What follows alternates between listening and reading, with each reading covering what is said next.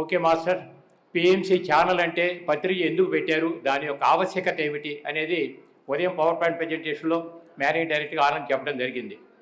ఆ ఛానల్ని బలోపేతం చేయడం కోసం ఏం కావాలి అనుకున్నప్పుడు పత్రిక నాకు మంచి ట్రస్ట్ కావాలని చెప్పి అన్నారు. ఆ ట్రస్ట్లో నలుగురు పెట్టే, దానిలో అమ్మాయి మాధవి కూడా ఉంది. తర్వాత అదే ట్రస్ట్కి డాక్టర్ హనుమంతరాజు గారు చైర్మన్గా ఉన్నారు. ఈ పిఎంసీలో జరిగే ప్రసారాలన్నిటికీ కూడా బ్యాక్ బోన్గా వెనకాల నిలబడి సపోర్ట్ అంతా కూడా పిఎంసీ ట్రస్ట్ ద్వారా మనకు అందబడుతుంది. నేను కూడా రీసెంట్గా దానిలో వైస్ చైర్మన్గా నేను కూడా దానిలోకి వెళ్ళడం జరిగింది. మీకు రాబోయేటటువంటి రోజుల్లో మనమంతా కలిసి మన ఛానల్ని బలపరచడమే మన ధ్యేయం. ముఖ్యంగా ఇంకోటి ఏంటంటే, ఉదయం కూడా చెప్పాను నేను, మన సమస్యలన్నీ వ్యక్తిగతంగా మనకున్నటువంటి శక్తితో మనం సాల్వ్ చేసుకుందాం. దయచేసి ధ్యానం కోసం మాత్రమే ధ్యానం చేయగలిగితే మన ఆత్మ ప్రణాళిక ఏంటో మనకు అర్థమవుతుంది.